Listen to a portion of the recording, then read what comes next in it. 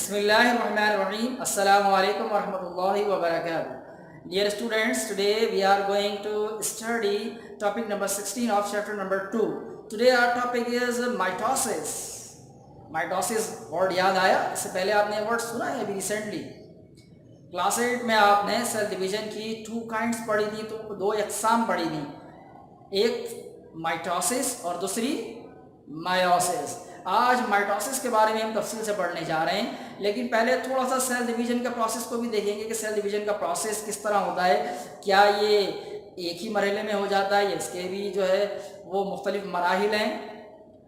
तो chapter number 2 की initial classes में हमने सेल थ्योरी के बारे में पढ़ा था, याद आया?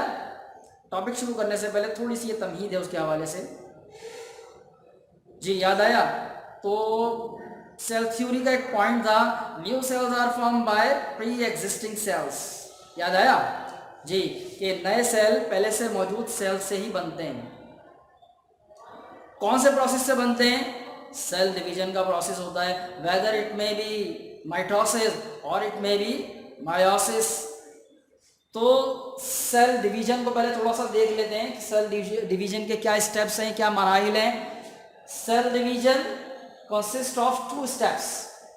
Number 1, karyokinesis, and number 2, cytokinesis. Karyokinesis is the division of nucleus and cytokinesis is the division of cytoplasm.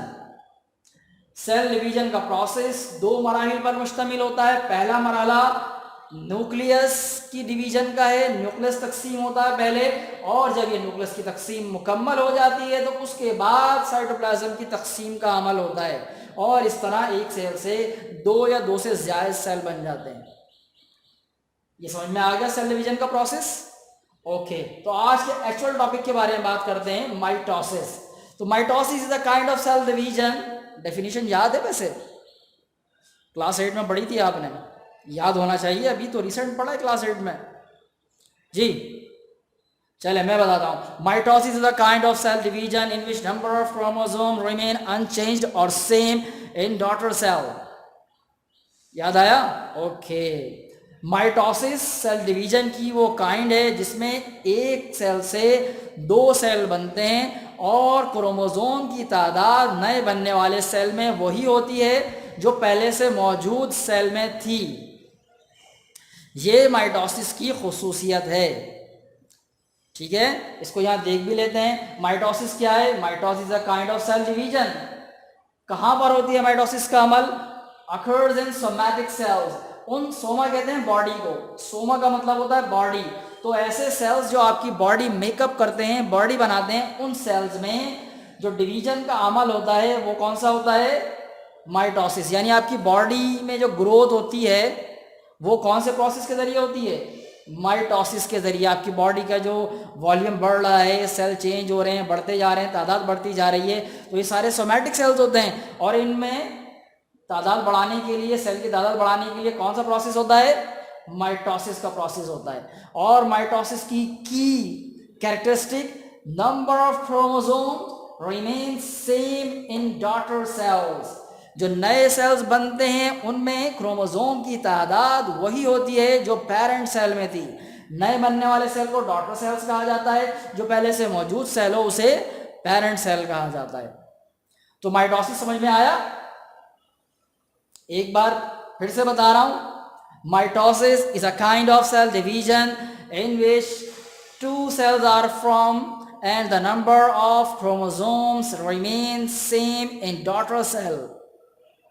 Okay, अब माइटोसिस का प्रोसेस देखना है कि किस तरह मुकम्मल होता है, सेल में क्या क्या तब्दीलियां वाक़ई होती हैं। और बिल्कुल वही बात जो हमने यहाँ की थी कि सेल डिवीजन का प्रोसेस एक मरहले में होता है या मुख्तलिफ मराहिल में होता है, बिल्कुल इसी तरह माइटोसिस का प्रोसेस भी किसी एक मरहले में नहीं होता बल्कि मुख्तलिफ मराहिल में होता है, और उन्हें कहा जाता है फेजेस ऑफ माइटोसिस। क्या कहते हैं? Phases of mitosis. तो फेजेस ऑफ माइटोसिस के बारे में बात करते हैं अब। जी, phases of mitosis. Phases of mitosis शुरू करने से पहले यहाँ आप तस्वीर देखें, ये एक नॉर्मल सेल बनाया है जो अभी डिवीजन के प्रोसेस में दाखिल नहीं हुआ, एक मेच्योर सेल है। एक मेच्योर सेल में और भी बहुत सारी चीज़ें होती हैं, लेकिन हमारा यहाँ पर जो कंसर्न है, जो ताल्लुक है, वो अभी सिर्फ न्यूक्लियस और जो सेल को डिवाइड करने वाली चीज़ें हैं या सेल डिवीजन से मुतालिक चीज़ें हैं, सिर्फ वही हमने यहाँ शो की हैं, दीगर चीज़ों को हमने मेंशन नहीं किया, क्योंकि हमारा असल मकसद तो माइटोसिस को देखना है, तो बाकी सारी चीज़ें हमने डिसअपेयर कर दी हैं। तो ये एक नॉर्मल मेच्योर सेल है जो अभी डिवीजन के प्रोसेस में दाखिल नहीं हुआ। नॉर्मल मेच्योर सेल में क्रोमोसोम्स नज़र नहीं आते, बल्कि क्या होता है, मैंने जब न्यूक्लियस पढ़ाया था तो आपको बताया था, जो नॉर्मल सेल का न्यूक्लियस होता है उसमें क्रोमोसोम वाज़े नहीं होते, बल्कि उसकी जगह क्या होता है, क्रोमैटिन नेटवर्क। नज़र आ रहा है, ये क्रोमैटिन नेटवर्क है जो ब्लैक ब्लैक है। उसके अलावा इसमें न्यूक्लियोलस है, और अभी पिछली ही क्लास में हमने एक चीज़ पढ़ी थी जो सेल डिवीजन में मदद देती है स्पिंडल फाइबर बनाने में, जिसके दो नाम थे, सेंट्रोसोम। तो ये सेंट्रोसोम है। हर एक सेंट्रोसोम के अंदर क्या होता है, सेंट्रोसोम के अंदर दो सेंट्रियोल्स होते हैं जो सेल डिवीजन में मदद देते हैं, स्पिंडल फाइबर बनाते हैं। याद आया? ओके। तो ये न्यूक्लियस, ये सेंट्रोसोम, ये सेल मेम्ब्रेन, और इसके अंदर मौजूद क्रोमैटिन नेटवर्क। तो माइटोसिस के 4 फेजेस हैं। पहला phase prophase, second metaphase, third anaphase, and the last one is telophase. Prophase, metaphase, anaphase and telophase. Prophase के बारे में बात करते हैं। प्रोफेज जो है वो एक प्रिपरेटरी फेज है, यानी सेल डिवीजन के लिए तैयार हो रहा होता है। इसमें क्या क्या तब्दीलियां होती हैं सेल के अंदर? सबसे पहला काम तो ये होता है कि न्यूक्लियस का जो साइज है वो थोड़ा बढ़ जाता है। न्यूक्लियस बिकम एनलार्ज्ड, न्यूक्लियस का साइज थोड़ा बढ़ जाता है। उसके बाद यहाँ जो सेंट्रोसोम था वो सेंट्रियोल्स में तकसीम हो जाता है, और दोनों सेंट्रियोल्स ऑपोजिट पोल की तरफ, जो सेल के सिरे हैं दोनों, वहाँ मूव करना शुरू कर देते हैं। ये देख रहे हैं आप, एक सेंट्रियोल इधर जा रहा है और दूसरा सेंट्रियोल इस तरफ आ रहा है, ये दोनों यहाँ पर आकर रुक जाएंगे इस जगह पर। ये काम हो गया, नोट करते जाइएगा। 2 काम हो गए। पहले न्यूक्लियस का साइज बढ़ा हुआ है, सेंट्रोसोम सेंट्रियोल में तब्दील हो गया, दोनों सेंट्रियोल अलग-अलग पोल पर जा रहे हैं। उसके बाद न्यूक्लियस के अंदर क्या हो रहा है, ये जो क्रोमैटिन नेटवर्क था, इट्स चेंज इनटू क्रोमोसोम्स। देखें यहाँ क्रोमोसोम्स नजर आ रहे हैं। हमने आपसे बात की थी कल के क्रोमोसोम यूकैरियोटिक सेल में क्रोमोसोम पेयर की सूरत में होते हैं। देखें 2-2 क्रोमोसोम आपस में मिले हुए नजर आ रहे हैं। तो क्रोमोसोम विजिबल हो जाते हैं, और आहिस्ता आहिस्ता ये जो न्यूक्लियर मेम्ब्रेन है ये भी डिसअपियर हो जाती है। क्या हो जाती है भाई? डिसअपियर। प्रोफेज के भी अपने 3 मराहिल हैं। आप किताब में अगर इस टॉपिक को देखें, ये टॉपिक आपकी किताब में पेज नंबर 36 पर मौजूद है। तो प्रोफेज के भी अपने 3 अलग-अलग मराहिल हैं, लेकिन हमने यहाँ पर आपको सिर्फ एक ही स्टेप में बताने की कोशिश की है ताकि आपके लिए आसान हो जाए। तो प्रोफेज में क्या क्या हुआ? सबसे पहले सेंट्रियोल्स, सेंट्रोसोम में से सेंट्रियोल्स बाहर आ गए और अपोजिट पोल पर चले गए। उसके बाद न्यूक्लियस का साइज बढ़ गया, न्यूक्लियस बिकम एनलार्ज्ड। अंदर जो क्रोमैटिन नेटवर्क था उसका क्या हुआ, वो क्रोमोसोम में तब्दील हो गया, और nuclear membrane Aahista Aahista disappear होना शुरू होगी। मैं इसको थोड़ा सा डिसअपियर करता हुआ दिखाऊं, इस तरह शुरू करते हैं, ये आहिस्ता आहिस्ता देखें ऐसे जा डिसअपियर होना शुरू हो। ये जगह जगह से मैंने इसको ब्रेक किया है ना, ये आहिस्ता आहिस्ता डिसअपियर हो रही है और अब बिल्कुल ये खत्म हो जाएगी। जब प्रोफेज मुकम्मल होता है उस वक्त ये होता है कि ये जो सेंट्रियोल्स हैं इनसे स्पिंडल फाइबर निकल चुके होते हैं और इन्होंने क्रोमोसोम्स को पकड़ लिया होता है। ये क्रोमोसोम के साथ अटैच हो जाते हैं, मखसूस पॉइंट से अटैच होते हैं। यहाँ दरमियान में एक पॉइंट होता है, क्रोमोसोम जहाँ से आपस में जुड़े हुए होते हैं, इस जगह इस तरह ऐसे।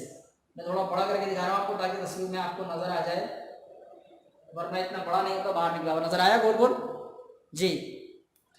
तो ये जो पॉइंट्स हैं इनको कहते हैं सेंट्रोमेयर।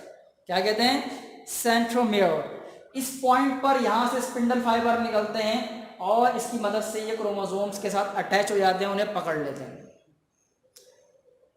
प्रोफेज समझ में आया। अब बात करते हैं मेटाफेज।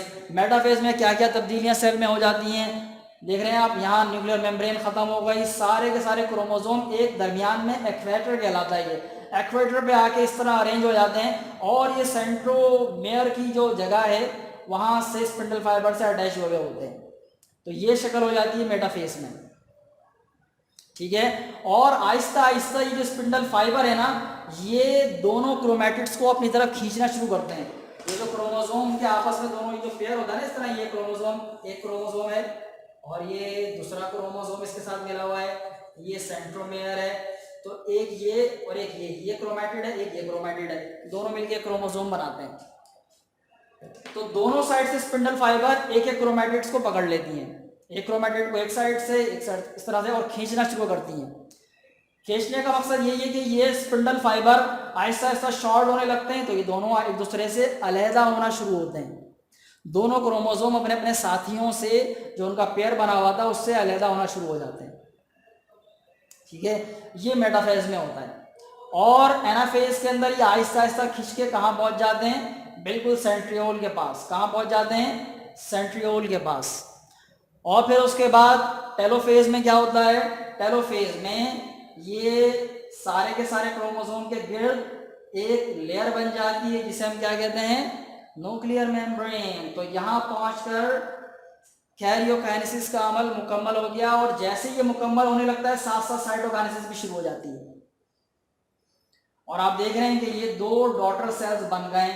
आहिस्ता आहिस्ता ये दोनों एक दूसरे से डिटैच हो जाएंगे, अलहदा हो जाएंगे। इस तरह माइटोसिस के अमल में एक सेल से दो सेल बनते हैं। तो आज हमने माइटोसिस के बारे में पढ़ा, माइटोसिस की definition and phases of mitosis. इसके साथ साथ एक चीज और भी है, वो है सिग्निफिकेंस ऑफ माइटोसिस, माइटोसिस की अहमियत। वो भी इंशाल्लाह इसी क्लास में पढ़ेंगे हम। अभी ये सारी चीजें समझ में आ गई। माइटोसिस के कितने फेजेस हैं, 4 फेजेस हैं, prophase, metaphase, anaphase and telophase, ठीक है। ये चारों समझ में आ गए। ये इंशाल्लाह जब नोट्स आपके हाथ में आएंगे तो ये तमाम के बारे में डिस्क्रिप्शन जो मैंने बताई है कि किस फेज में क्या क्या होता है, तो ये सारे के सारे पॉइंट्स आपको लिखे हुए भी मिल जाएंगे और ये तस्वीरें भी बनी हुई मिल जाएंगी। एक बात याद रखिएगा, एग्जामिनेशन पॉइंट ऑफ व्यू से mitosis is an important topic, okay. अब हम डिस्कस करते हैं इसकी सिग्निफिकेंस के बारे में। अब बात करते हैं माइटोसिस की अहमियत के बारे में। Significance of mitosis. Mitosis is responsible for growth of organism. मैंने बताया था कि माइटोसिस के जरिए बॉडी के कौन से सेल बनते हैं, सोमैटिक सेल्स। तो ग्रोथ में माइटोसिस का अहम किरदार है। जो ग्रोथ होती है बॉडी में, लिविंग ऑर्गेनिज्म की बॉडी में जो ग्रोथ का अमल होता है वो माइटोसिस के अमल से होता है। उसके अलावा माइटोसिस की अगली खुसूसियत, mitosis make exact copies of cell. जो नए सेल बनते हैं वो हमेशा पहले से मौजूद सेल के मुशाबा होते हैं, बिल्कुल सेम होते हैं। उसके बाद same trait transmit from generation to generation. एक नस्ल से दूसरी नस्ल में एक जैसी खुसूसियात ट्रांसमिट होती हैं, ट्रेट्स कहते हैं, कैरेक्टरिस्टिक्स। उसके बाद helps in maintaining proper size of organism. Organism या लिविंग थिंग का जो प्रॉपर साइज है उसको मेंटेन करने में माइटोसिस खिदमत अंजाम देता है। और उसके बाद play significant role in wound healing. जो आपको चोट लग जाती है ना, जख्म होते हैं, वुंड हीलिंग, तो आपने देखा होगा कि वो जख्म अपने आप भर जाते हैं, भरते हैं। तो वहाँ जो हीलिंग का अमल होता है, वुंड हीलिंग का अमल, जो जख्म के भरने का अमल है, किसके ज़रिए होता है, माइटोसिस के ज़रिए होता है। तो ये कुछ अहमियत है जो माइटोसिस के हवाले से है। और भी हैं, मैंने सिर्फ 5 डिस्कस किए क्योंकि इम्तहान में 5 नंबर का सवाल आता है, तो आपके पास 5 पॉइंट्स होने चाहिए। जो नोट्स इंशाल्लाह आपको मिलेंगे उसमें ये 5 पॉइंट्स मुकम्मल सेंटेंस की सूरत में लिखे होंगे, यहाँ मैंने मुख्तसरन लिखे हैं। क्या क्या अहमियत है, responsible for growth of organism, make exact copies of cell, same traits transferred from generation to generation, and number 4 helps in maintaining proper size of organisms, and number 5 play significant role in bone healing. तो mitosis का topic यहाँ मुकम्मल हुआ चाहता है। तो आज हमने माइटोसिस का प्रोसेस टॉपिक शुरू किया था और उससे पहले हमने सेल डिवीजन के बारे में बात की, फिर माइटोसिस की डेफिनेशन और माइटोसिस में जो खसूसियत है, जो उसकी कैरेक्टरिस्टिक्स हैं, इस अमल की उस पर हमने गुफ्तगू की। उसके बाद फेजेस ऑफ माइटोसिस, क्या क्या नाम थे उसके, पहले डेफिनेशन की बात करते हैं। डेफिनेशन क्या थी? Mitosis is a kind of cell division in which number of chromosome remain same और अनचेंज इन डॉटर सेल्स। ठीक है, और ये कौन से सेल में होता है? सोमैटिक सेल्स में, वो सेल जो जिस्म बनाते हैं या बॉडी बनाते हैं। उसके बाद हमने इसके फेजेस के बारे में तफसीलन गुफ्तगू की, यहाँ तस्वीर बनी हुई थी, उसके जरिए आपको समझाया फेजेस कितने होते हैं, prophase, metaphase, anaphase and telophase. चारों की डिस्क्रिप्शन पे हमने तफसील से गुफ्तगू की। उसके बाद सिग्निफिकेंस ऑफ माइटोसिस, माइटोसिस की अहमियत। तो आज अल्हम्दुलिल्लाह माइटोसिस का टॉपिक एक ही क्लास में मुकम्मल हो गया। अब बात यह है कि माइटोसिस, मैंने दरमियान में भी कहीं जिक्र किया था कि माइटोसिस की जो अहमियत है वो एग्जामिनेशन पॉइंट ऑफ व्यू से अच्छी खासी है। तो आपने ये पूरा का पूरा टॉपिक याद करना है। माइटोसिस की डेफिनेशन, माइटोसिस को ऑब्जेक्टिव में पूछा जाता है नंबर ऑफ क्रोमोसोम के हवाले से और सेल की टाइप के हवाले से कि कौन से सेल में होता है, सोमैटिक सेल में होता है, number of chromosome remain same और चेंज या हाफ, इस हवाले से ऑब्जेक्टिव में ही पूछा जाता है। और उसके बाद फेजेस ऑफ माइटोसिस भी इम्तहान में पूछे जा चुके हैं कई मरतबा, और सिग्निफिकेंस का सवाल भी इम्तहान में कई मरतबा आ चुका है। तो ये पूरा टॉपिक इंतहाई अहमियत का हामिल है। आपके पास जब इसके नोट्स आ जाएंगे, अभी फ़िलहाल नोट्स से याद करें, इंशाल्लाह नोट्स भी बहुत जल्द आपके पास पहुंच जाएंगे, तो आपने पूरा का पूरा टॉपिक याद करना है। दोबारा बता रहा हूँ, मोस्ट इंपॉर्टेंट टॉपिक है एग्जामिनेशन के हवाले से। तो इंशाल्लाह अगली क्लास में हम मायोसिस के बारे में गुफ्तगू करेंगे। तब तक के लिए अस्सलामु अलैकुम वरहमतुल्लाहि व बरकातहू। अल्लाह हाफ़िज़।